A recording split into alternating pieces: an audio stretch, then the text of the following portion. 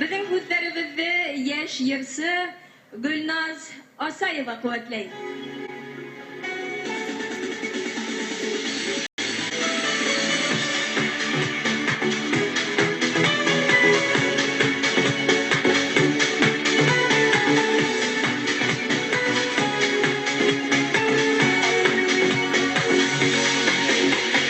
Yollarımda yine ısırattım, Qaraşlarım ötüp ağılıp,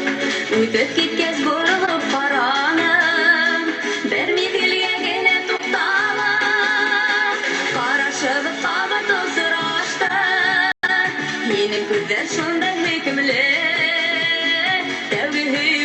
muhabbettik, Yalqınında yanam şekilli,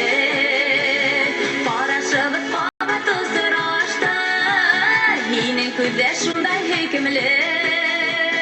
Tevgü muhabbettik, Yalqınında yanam şekilli.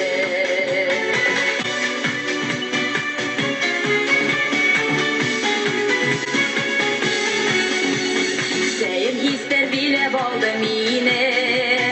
Tevgü şuldur kurehim,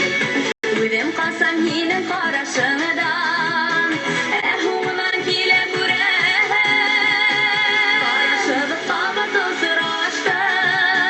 Yenin gözler şunda hükümlü,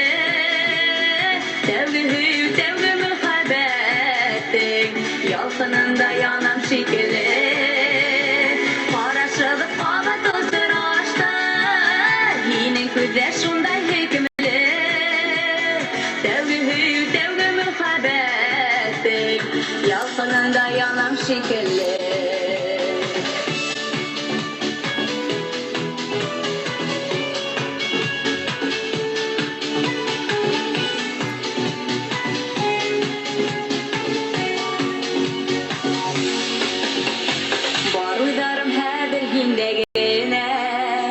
Osraşuldu küte köngülüm, Min ağladım hazır bu dünyanın, Hinden başka kadıp tügelim, Qaraşılıp qabat ısıraştı,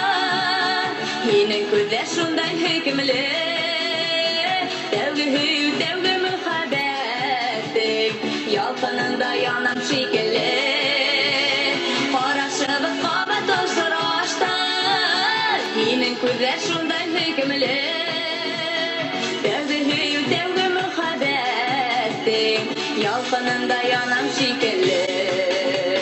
Qaraşılıp qabat ısıraştı, Yenin gözler şunday hükümlü, Tevgü muhabbettik, Yalqınında yanam şekilli, Qaraşılıp qabat ısıraştı, Yenin gözler şunday hükümlü, Tevgü muhabbettik, Yalqınında yanam şekilli.